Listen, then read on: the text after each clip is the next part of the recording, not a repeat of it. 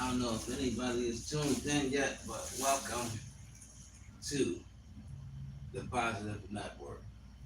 I am Louis Leach the Third, aka Kareem Abdul Rahman, aka DJ L Trey. And tonight we have a topic. Last night we had a topic. What do ass taste like? Didn't get any rhythm on that, John, but I don't know why. Everybody running about when they talk about eating ass, but everybody running to whatever. But the topic for tonight is going to be something that I saw on Facebook. A woman said she was she went out with a man on her first date, and she was nicely shaped and all that. She was fine, and the woman was saying that she went out with a man on the first date, and I don't know if they went out first and then came back to his place, or they just went straight to his place like a Netflix. I don't know what they was doing, but they ended up at his place. So Bull said she farted.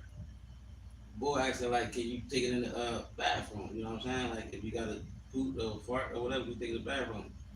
She didn't take it in the bathroom. She sat there and continued farting. They didn't say it, but I'm imagining that she was giggling.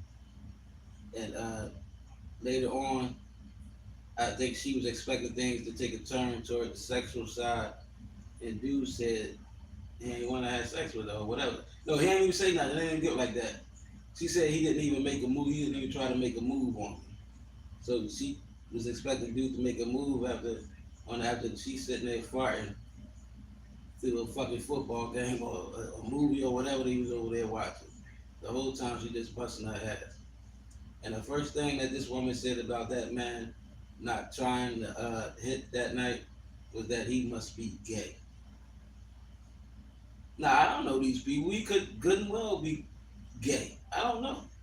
I don't know neither one of these people. It's just something I saw scrolling through my Facebook page. But I want to know what y'all think. Do you think that that guy? This ain't got nothing to do with you. We're gonna keep us out of it and see if we can get some interaction. Do you think that that guy was gay? Was she right? Or do you think it was another reason he ain't wanna, you know what I mean? Because in her mind, that's why. You never got his side of the story. She the one that posted up there, so that's what she felt in her mind, that he was gay because he didn't try nothing with her. And I just wanna know what you think. And that is the question of the night was, I'm gonna call her, because I'm gonna put a name, put a title of the John. Oh, well, I'm gonna write it here, you'll see it. I'm going to write it here, you'll see it.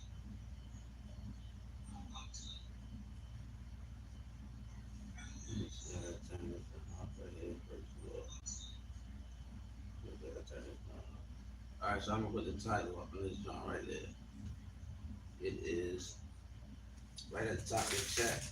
First, I'm going to say hello, everyone. Hello, is it me?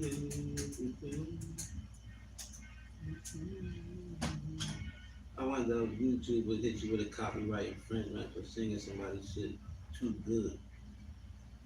Imagine, they hit you with a copyright infringement for that.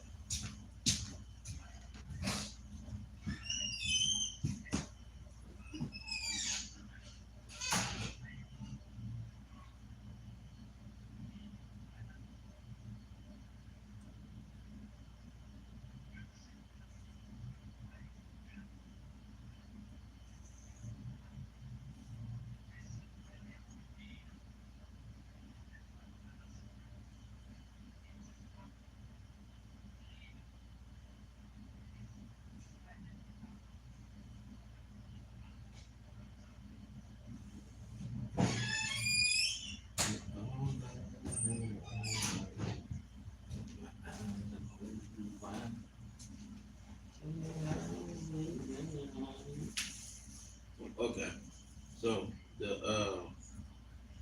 The title of the joint is going to be Hello everyone. Hope you are enjoying this beautiful. I probably gonna have to talk about football because I'm gonna put it in the football Sunday. At some point, I might talk about football. So, Eagles won. Why play football?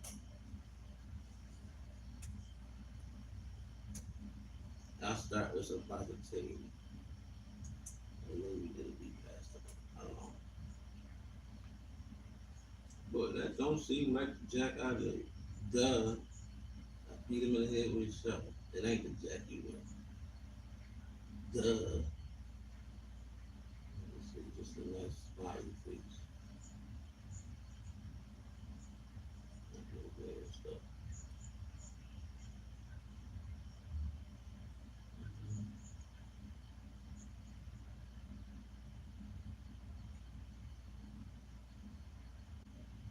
I don't like these songs, honestly, man.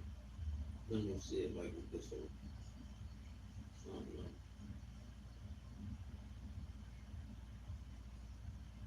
nature, food, travel, activity. Okay, give me a football. They have to put at least one emoji in there, it makes it more friendly. And I'll find the evil.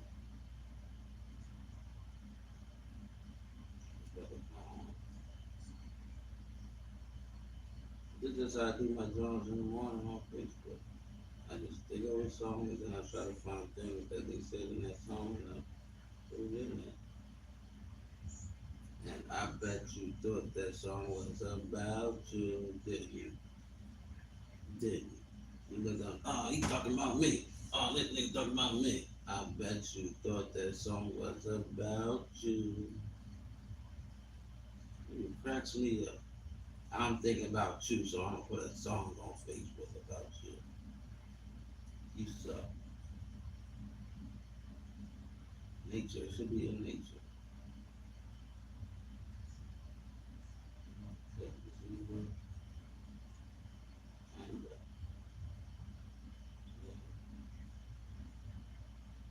And, really, dinosaur, bird, okay, birds and work, and it's a green bird. Go birds. I'm gonna go birds.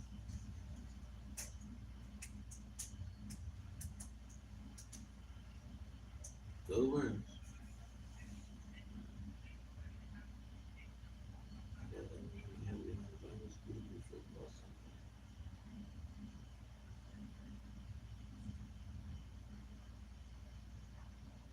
Tonight's topic is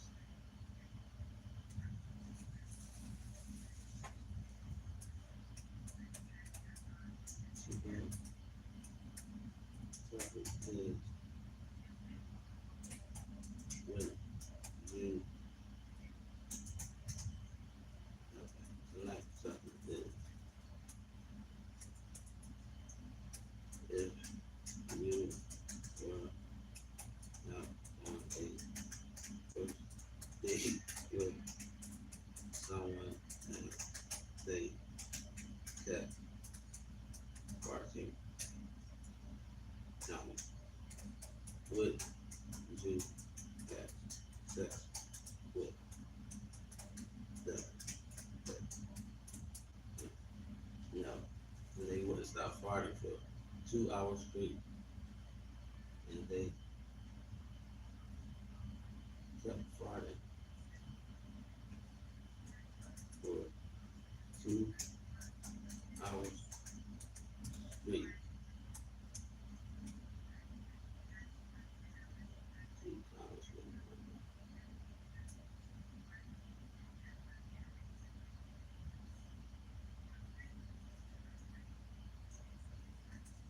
They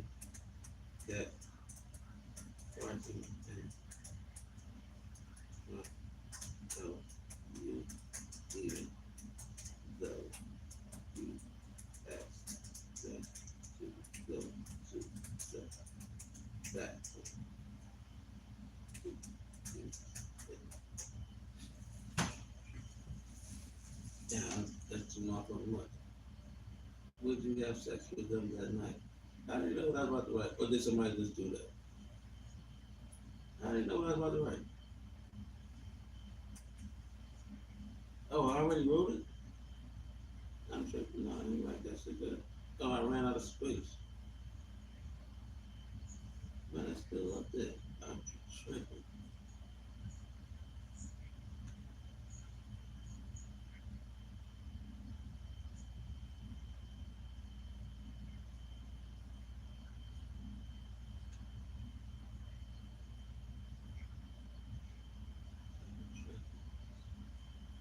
This fucking special one shit.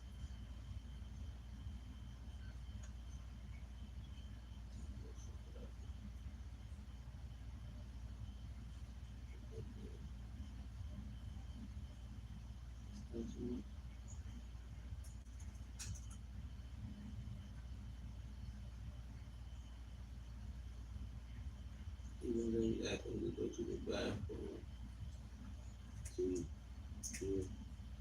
it, when you still have sex with that person that night.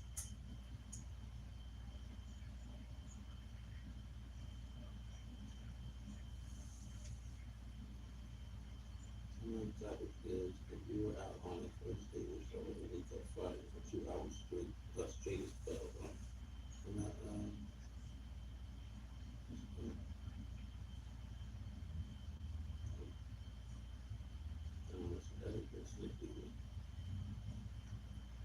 tonight's topic is if you were out on the first date with someone and they kept farting for 2 hours straight, they kept farting and discussed what on the bed and finally even though you asked them to go to the bathroom to do it, would you still have sex with that person that night? I think it's close enough tonight. That was crazy.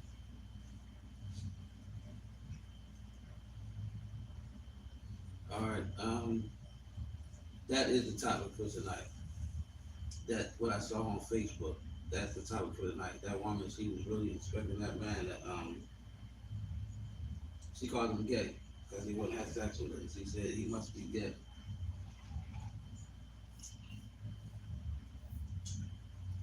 I hope y'all. I want to see what y'all think about that.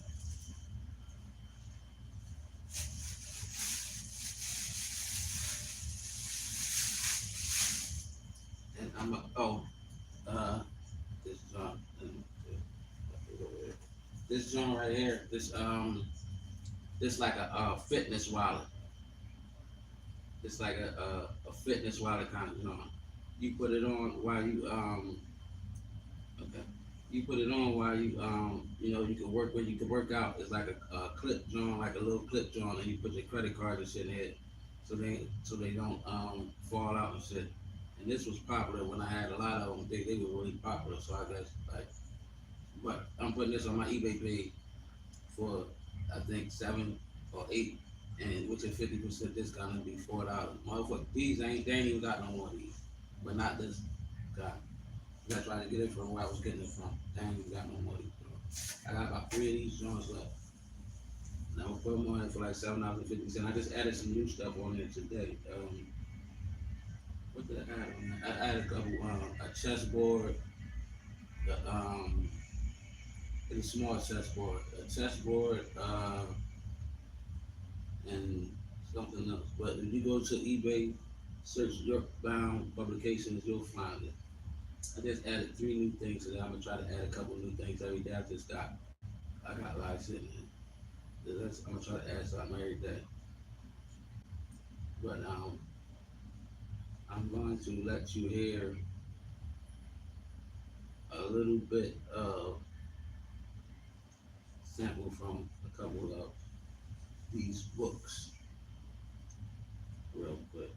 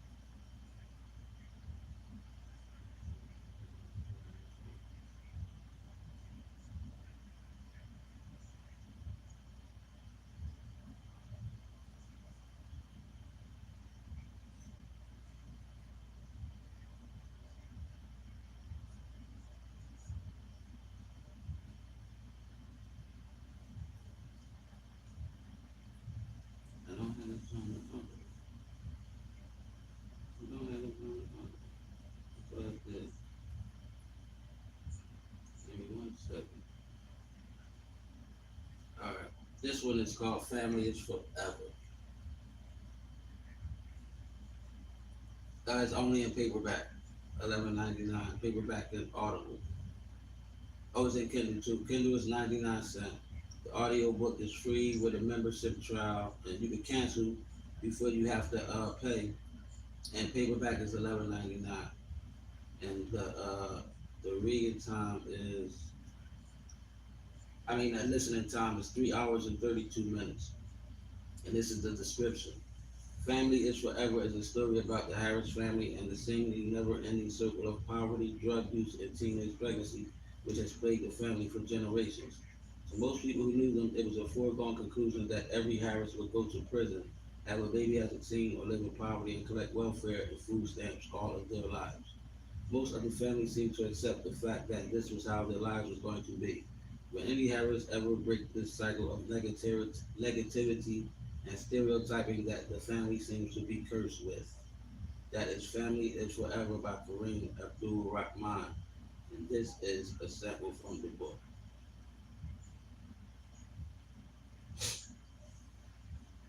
This title is narrated with virtual voice, computer-generated narration for audiobooks. Family is Forever by Kareem Abdul Rahman. Mama and Daddy, Philadelphia winters have always been known to be somewhat brutal, especially once the snow started hitting the ground. The last batch of storms had brought with it over 3.5 feet of snow in the last few days, most of which was still unshoveled and on the ground of the sidewalks in the inner city. Most of the snow had fallen over the weekend, and by Sunday night had stopped. It gave the city snow cleanup crews an opportunity to clear out the snow in certain areas, but of course none of those areas were in the hood. While the streets of Center City and the suburbs were cleared, the inner city streets still looked as if it was hit heavy by the snowstorm. By Monday morning, the school officials came to the conclusion that the streets were clear. By the way, the timeline for this book is it took place in 1975 when Philadelphia was full of gangs and all that shit. Enough for the kids to go back to school. Jerome Harris trudged through the heavy snow and cussed with every step that he took. The mountains of snow that he had to walk through was ridiculous. He couldn't believe that his mom would send him outside in this shit. What the hell was she thinking? He was not equipped to be outside in this kind of weather. The old coat he wore that he'd had for the last 3 years did nothing to keep him warm on this 5 degree below zero morning. It was freezing cold and the wind was hawking. His old-ass coat may as well have been a t-shirt. It felt exactly the same. Jerome's pants were just as bad as his coat. He had holes damn near everywhere in his jeans, and they weren't that way for the sake of fashion or style. They were like that because he had them for at least 3 years, and they were hand-me-downs when he got them. Jerome didn't have boots. He wore his Converse sneakers that he stole from some fool that decided to wear his good sneakers to the swimming pool in the summer that had just passed. Low-top Converse were not built for this weather, and snow flowed into the shoes like water every time Jerome took a step. His dirty socks were becoming soaking wet, which was making Jerome even more uncomfortable. He had no hat or gloves. Those type of luxuries were unimaginable to him and his family. As he walked and thought about the things that he did not have, he wondered more and more if his mom even cared about him and his little sister. She probably cared about his sister a little bit more than him because her school was right around the corner from their house. But how could she find it in her heart to send him to school in this weather? Their house was on 13th and York Streets in North Philadelphia, and Jerome's high school was located at 8 and Lehigh Avenue. It was not a great distance to walk on a regular day, but in this damn near knee-high snow, this was going to be a very long hike. The snow wasn't even the worst part about his hike to school. It was the gangs. In 1975, the streets of Philadelphia were filled with small gangs from almost every street corner in the city. If you were just a nobody from no gang walking through another gang's territory, you would probably just get jumped and beat up. That was no big deal, but if you happened to be a known member of another gang like Jerome was, you were probably going to get sent to the hospital or killed for walking through someone's turf. If you walked through someone else's turf, you were looking for some trouble. There was no exception to this rule. A normal person could have just walked straight up 13th Street, then turned when they got to Lehigh Avenue, and then simply walked down to 8th Street. Jerome couldn't do that. He would have to take the long way to school to try to avoid walking through anyone's turf. If he had just one of his gang members with him, they would walk anywhere they wanted and fight whoever stood in their way. None of Jerome's gang members went to his high school though. Jerome's gang was from 10th and Oxford Streets, and they all went to their neighborhood high schools, William Penn or either Ben Franklin. Jerome would have went there too if it had not been for his mom moving them to York Street. He was alone all the way over here. Jerome knew that the only reason that his mom had even moved them over here was to be with her latest love interest, Mr. Mike. Jerome hated Mr. Mike, and he was pretty sure that Mr. Mike hated him too. Jerome's mom was 28 years old, and Mr. Mike was about 65. Jerome could see no reason other than sex that a man that old would want to be with a woman so young. In Jerome's eyes, Mr. Mike was a con artist who was getting over on his mother. If it was one thing that Jerome hated, it was someone trying to get over on his mother. Before his father died 5 years ago from a liver disease, he made Jerome promise to look after and care for his mother. Jerome admired his father, even though he was a known alcoholic who was usually a drunken mess whenever Jerome saw him. But that was still his dad, and Jerome was starting to feel like he was letting his father down by allowing his mother to be with an old-ass, perverted scumbag like Mr. Mike. Before Jerome's mom met Mr. Mike, she never smoked or drank or anything. That was Family Is Forever by Kareem Abdul-Rahman. 3 hours and 32 minutes listening time.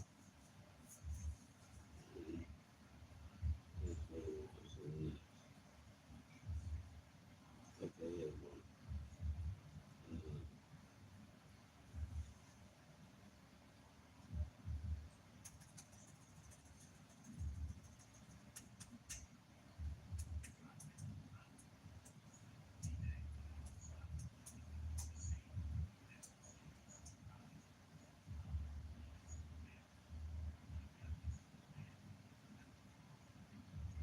This is Escape from the Acropolis.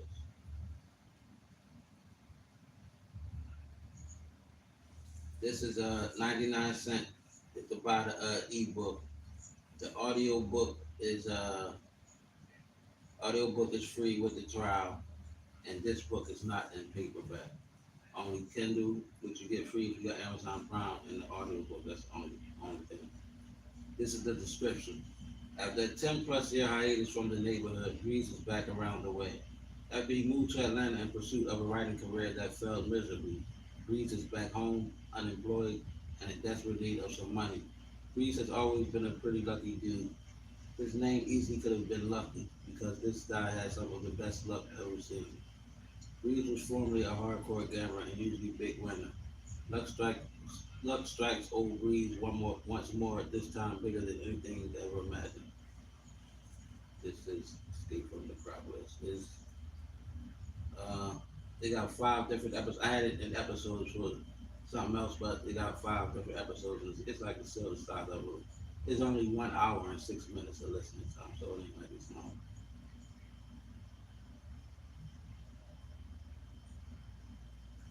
This title is narrated with virtual voice. Computer, pimp slapped the fuck out of my dumb ass. So, It roughly spun me around, get the words out of my mouth. I could feel Lieutenant Cocksucker's hand swiftly going across my face.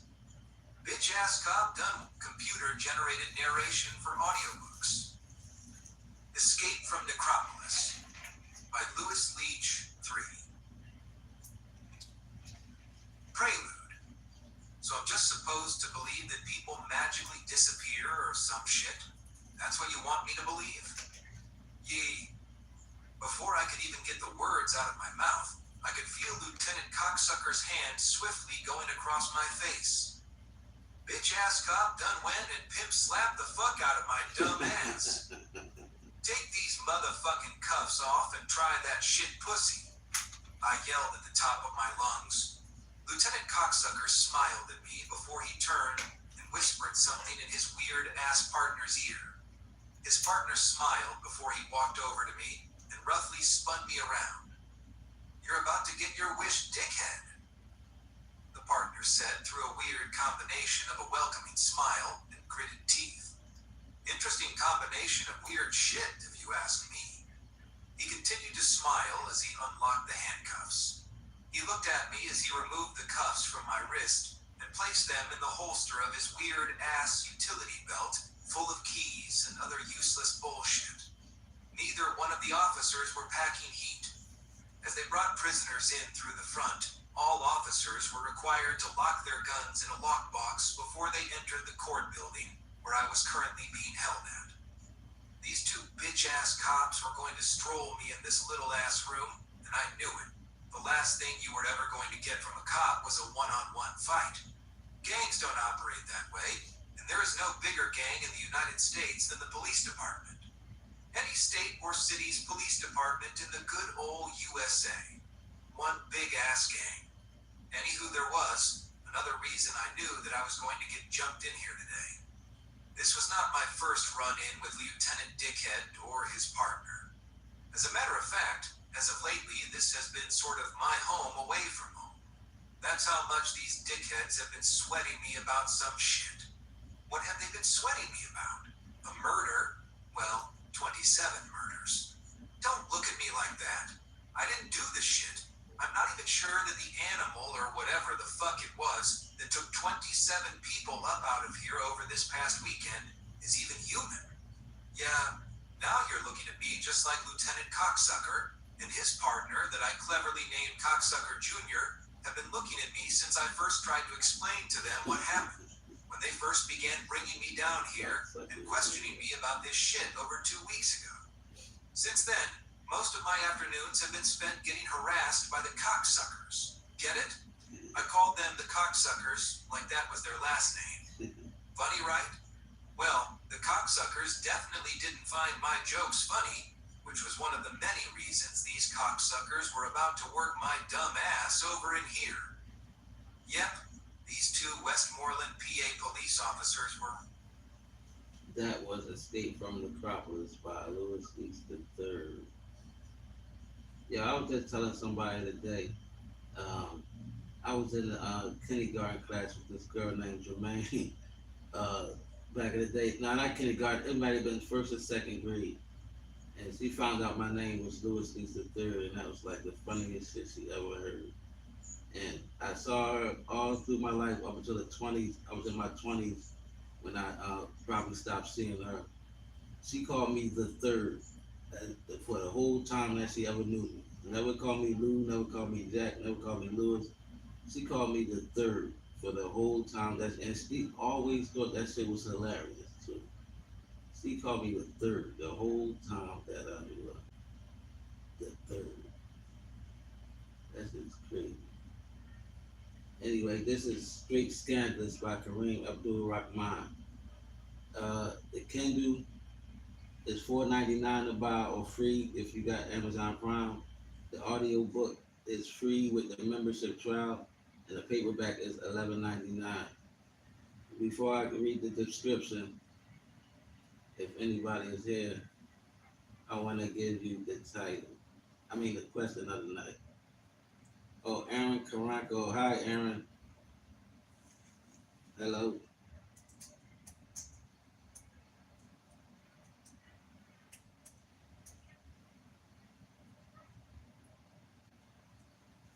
And the topic for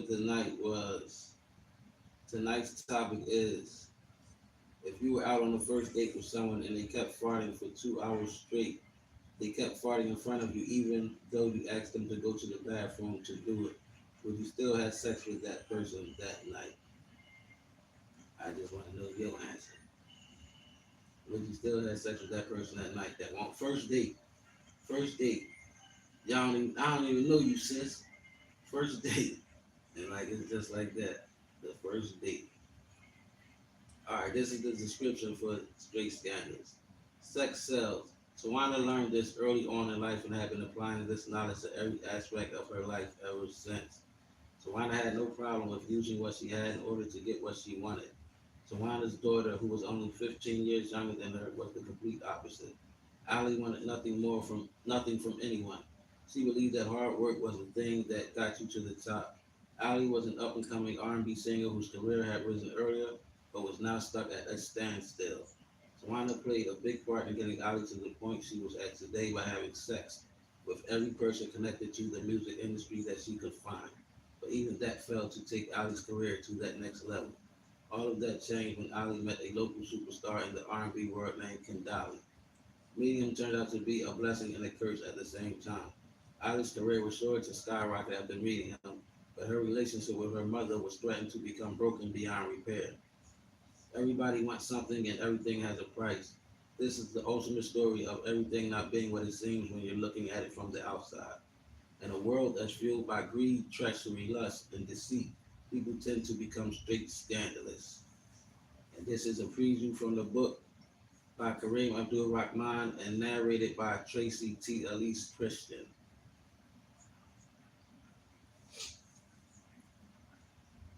This is Audible. Straight Scandalous, written by Kareem Abdul Rahman, narrated by Tracy T. Elise Christian. If you dig deep enough beneath the surface, you may be surprised by what you might find. Chapter 1. Your Life, My Life.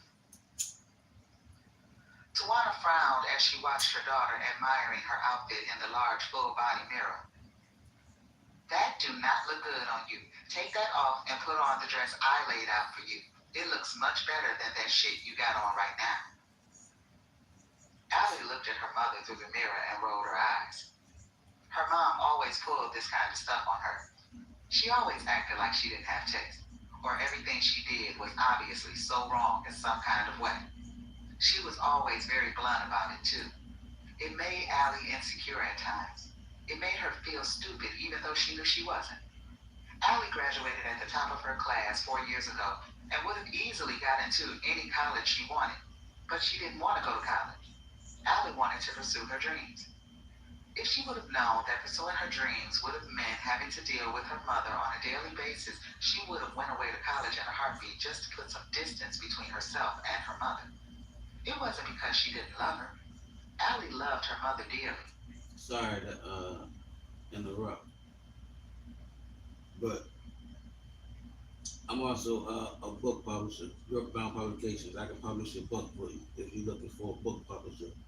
I can publish a book for you. Of course, you're going to have to help to promote yourself or whatever. Or whatever, excuse me. I'm just one person, but I can't publish a book. I promote your joint on my joint too, but you're gonna have to promote yourself also if you're really trying to, drive some sales to your joint.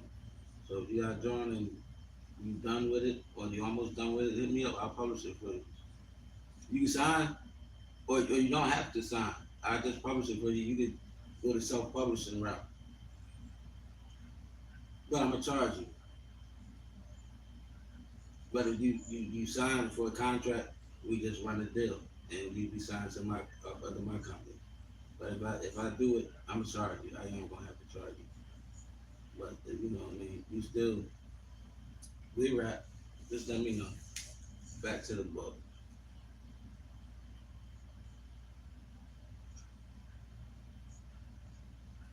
This is Audible. Messed up. Straight Scandalous, written by Kareem Abdul Rahman, narrated by Tracy T. Elise Christian.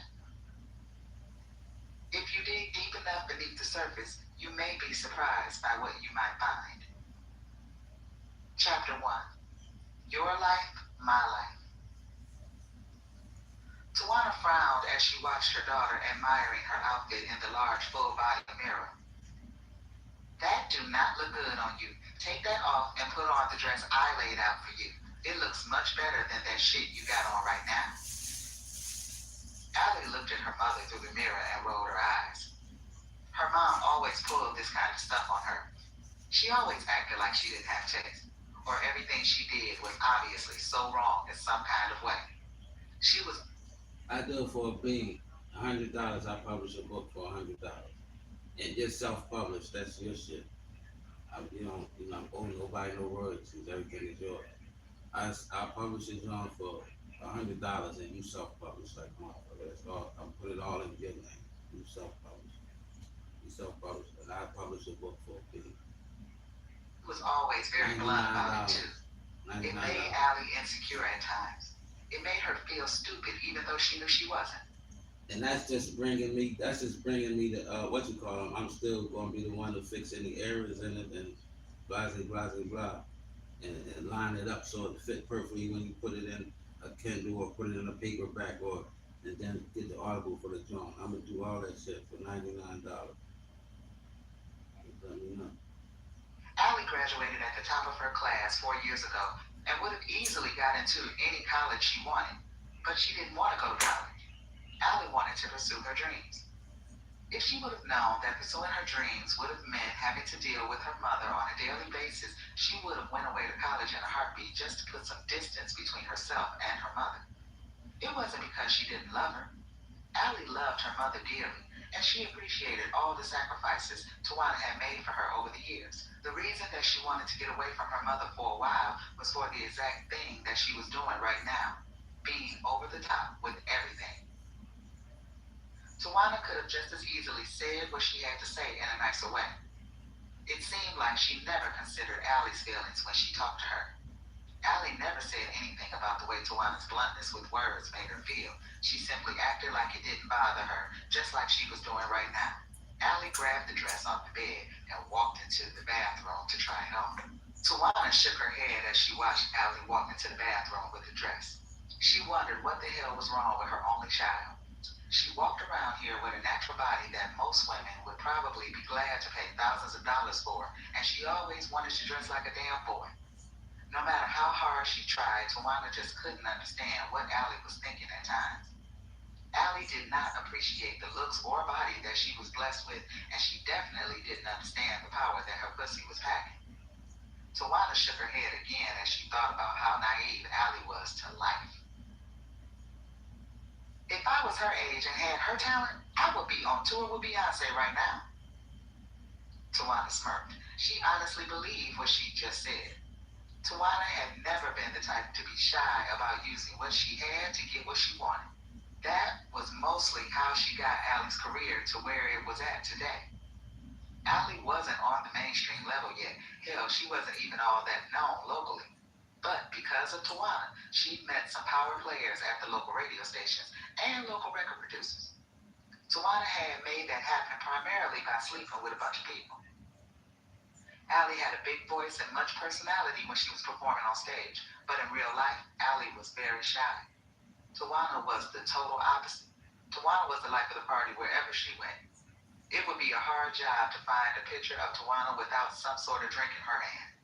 Tawana was enjoying her life. She was enjoying Allie's life too. Tawana was living out the life she'd always dreamed of having through her daughter. Why shouldn't she? Tawana loved her daughter to death, but she was sure that if she had not had Allie at such a young age, her life would have been much different. Tawana Richardson was born in Chester, PA. She was the youngest of 5 siblings, all boys except for her. Tawana never knew her father, and neither did her brothers. Because they had no real father figure in their lives, Tawana's brothers were always very protective of their only sister. They also took it upon themselves to make sure they made her hard enough to face the world that was out there waiting for her. Tawana learned how to fight by the time she was 8 years old, after constantly getting beat up by her older brothers. By the time she was 10 years old, she was in the streets fighting and beating up boys as old as 16. To no one's surprise, Tawana was a rough and rugged tomboy. Her tomboy phase didn't last long, though. At 12 years old, Tawana became very interested in boys. Tawana was a cute little girl, and all of the little boys loved her. She quickly noticed that boys would do anything to get her attention. They gave her candy, potato chips, and all kinds of snacks just for a little bit of her time and attention. Tawana wondered, what could she get out of the little boys if she kissed a few of them? That was Big Scandalous by You've reached the end of this preview. Kareem. It has a listening time of 5 hours and 44 minutes. Mhm.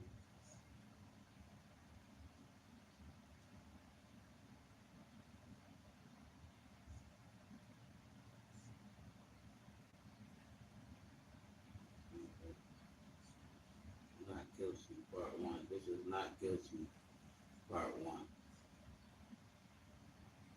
Uh, the Kindle is $2.99. Get it free if you got Amazon Prime. The audio book is free with a membership to audio, and the paperback is $7.99. And this is the description. At only 14 years old, Terrell Porter was quickly becoming a young famous hood legend. His fame came from being one of the best basketball players in the city. It was clear to anyone who had ever watched him play that he was going places. Most people said that place would be the NBA. Terrell wanted to be famous, but not for the reason one would expect. He wanted to be famous in the hood for doing some gangster type stuff. Terrell got his wish when he teamed up with his buddy Gene. The two went on a robbing spree. After a few robberies, Terrell started to be known in the hood for more than his skills on a basketball court. He was finally starting to gain the street clout that he'd always been seeking, and he was starting to be more and more certain that this was the life for him. It's a known fact that if you do something long enough, you're usually bound to get caught up. That's exactly what happened to Terrell. The possibility of blowing his future woke Terrell up, and after being caught this one time, Terrell decided that crime wasn't the life for him. He got his mind right and chose to fly straight and take advantage of the God-given talents that he was blessed with. Terrell wound up having a baby with Anissa, who he thought was the girl of his dreams. Terrell put his NBA dreams on hold to do the responsible thing and find work so that he could take care of his new family. He was content with living this way and never had any regrets about trading in his ball dreams for his family. One night, a few drinks, and being in the wrong place at the wrong time would change Terrell's life forever. Terrell finds himself in the county jail. He quickly learns that there are only two types of people in jail: prey and predators.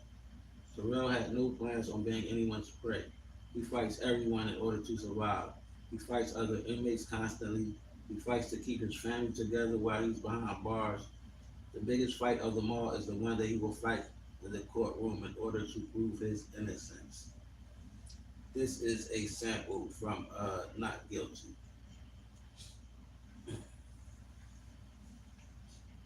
This title is narrated with virtual voice, computer generated narration for audiobooks. Not Guilty by Kareem Abdul Rahman. Chapter 1. Early on. Present day.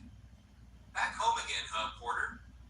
Correctional Officer Elliot joked as he placed prisoner Terrell Porter into his cell in the SHU unit. Elliot took the handcuffs off of the inmate and stepped out of the cell. He closed the door and locked the cell. He looked through the little glass window of the cell at inmate Porter. The inmate seemed to be deep in thought.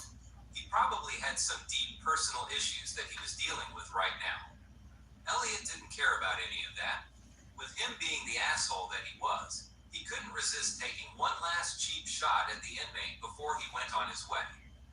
You ain't a young man no more, Porter. You can't be out there getting into fights every day and taking the chance of getting stabbed or killed. We wouldn't want you getting killed prematurely before you gave the state at least 50 years of that life sentence you're carrying. Correctional Officer Elliot laughed and walked away. Thinking that he played some part in making an inmate's day a little more miserable than it already seemed to be, always brought him endless amounts of pleasure. It was almost better than sex to him. Terrell stood in the middle of the cell looking in the blurry mirror. He hated to admit it, but he was getting older by the day, and for the first time he actually looked in the mirror and did not recognize the face that was looking back at him. It wasn't exactly an old man that looked back at him, but there was a noticeable amount of gray hairs in his beard and his hair. Sometimes he forgot that he wasn't the 17-year-old young man that walked into jail 20 years ago. That naive teenager was long gone and would never be coming back. He'd seen way too much to ever be able to look at the world in the same way again. Terrell laid on his bed and closed his eyes. Even after 20 years, he still saw the same visions every time he closed his eyes. Himself as a young man, his family and friends, and the love of his life. There were also the nightmares of the events that led up to him being here. 1990. Summer. The heat and heavy sweating woke Terrell up way before he wanted to get up. He opened his eyes and looked over at his raggedy fan, whose only purpose seemed to be helping to circulate the hot air that was in his room. He wondered why he even bothered to turn it on sometimes. Terrell shook his head as he wiped the sweat from his face and body with the covers. This heat was not going to fuck up his day. Today was officially the first day of summer for him. They had been out of school for 3 days, but today was the day that the Summer Basketball League at 12th and Susquehanna Street started. He was signed up to play in many basketball leagues around the hood this summer, but 12th Street's league was starting first, and he couldn't wait to play in his first game later on today. Terrell got out of his bed and headed downstairs to take a piss. He walked down the stairs to the second floor where the only bathroom in the 3-story house was located. He was instantly pissed off when he got there to see that the door was closed. He knew it was his sister Misha in there. Misha was 16 years old and always seemed to be in the bathroom whenever he wanted to get in there. He knew most of the time she wasn't doing anything in there except her hair or fixing her makeup or some other dumb-ass shit that had nothing to do with using the toilet or the bathtub. Terrell banged on the door. "Come on out of there, Misha. I gotta take a piss." He could hear Misha laughing from the other side of the door before she yelled out, "If you knew you had to use the bathroom, you should have beat me to it. You better hold it in or pee out the window or something, cause I ain't coming out no time soon." He knew Misha did shit like this just to be smart. He was going to beat her ass one day. She was only 3 years older than him, but she walked around the house like she owned the joint. He didn't have time to argue with her silly ass right now. He had to piss bad.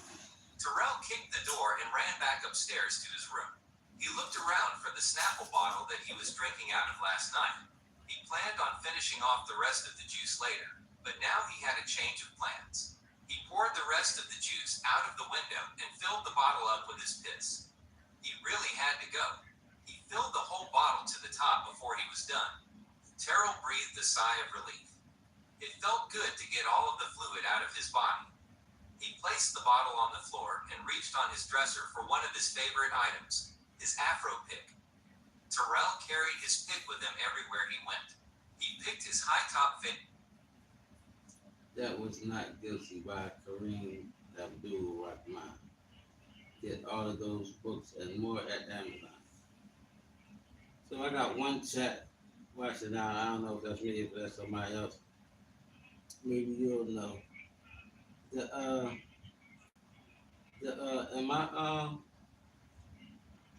I don't understand how the views go because I only see like one or two most of the time when I be looking, but then at the end it be like 100 and something people were watching the whole.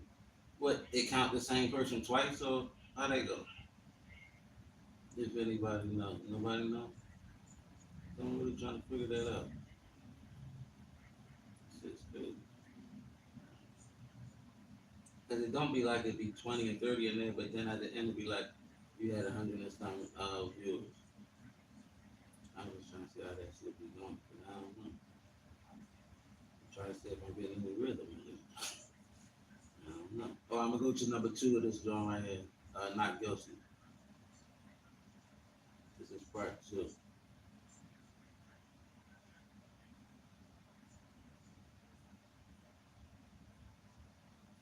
And part 2, the Kindle is $3.99 to buy. Free if you got Amazon Prime. The audio book is free with a membership trial, and this is not in paperback. It says Audible and Kindle. This is the description. Terrell managed to survive the violence and craziness of the county jail, but after blowing trial, Terrell is headed upstate. The county jail was bad, but the penitentiary proves to be on a whole other level of bad. The plotting, scheming, and violence is multiplied by 10 in the pen. Throw in the constant war between Philly and Pittsburgh inmates, and you have a volatile environment that is ready to explode at any minute. As Terrell fights to survive on the inside, his support system on the outside seems to be crumbling. His best friend Jane is headed down a path that looks as if it will send him to the pen or the grave. Anissa, his son's mother, is going deeper down the path of drug addiction with her boyfriend Debo. Anissa's drug addiction is leading her to make some bad decisions as she finds herself in danger of losing custody of both of her kids. Malik Abdul Rahim Terrell's lawyer seems to have forgot all about him, even though he promised that he would appeal his sentence for him because he suspected some underhanded tactics by the police and prosecution that led to Terrell's conviction. Not only does Terrell need to stay alive, he also needs to get back to the outside world so he can be there for his family and his only son, who desperately needs a positive male role model in his life right now. Terrell is truly alone in his fight this time, but it is a fight that he has vowed to fight to the very end. And this is a sample from the book.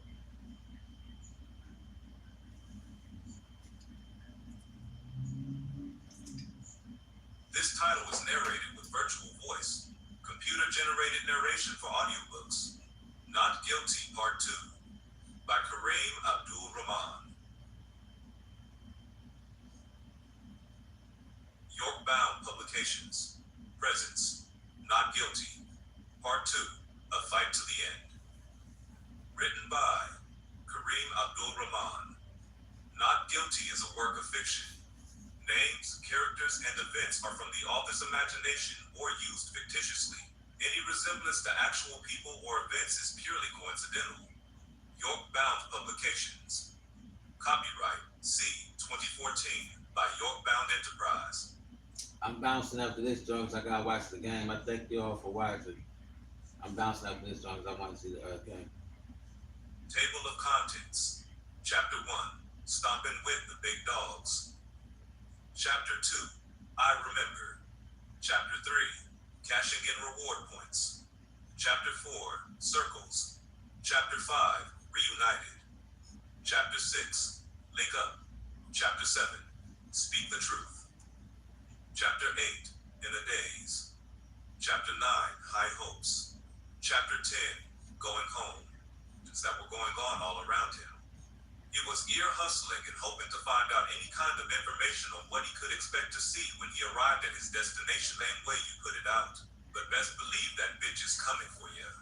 Kareem Abdul-Rahman.